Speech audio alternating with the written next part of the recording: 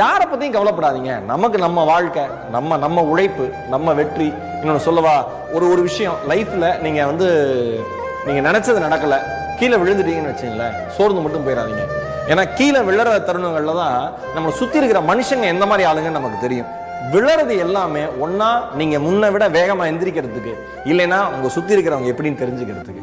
அதனால ஒவ்வொரு வீழ்ச்சியும் என்ஜாய் பண்ணுங்க. நான் என்ன சொல்றேன், நீங்க உங்களுடைய வெற்றியை கொண்டாடுற மாதிரி தோல்வியும் கொண்டாடுங்க. நீங்க தொடர்ந்து தோத்துக்கிட்டே இருங்களேன், தோல்விக்கே ஒரு நாள் கடுப்பாயிரும்.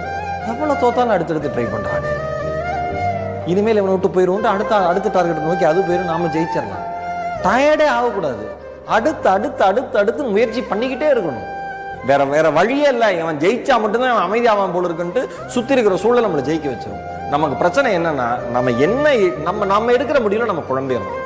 நான் இன்னைக்கு எதான் பேசணும்னு நினைச்சேன், முடிவுல தெளிவா இருங்க, தீர்க்கமா இருங்க.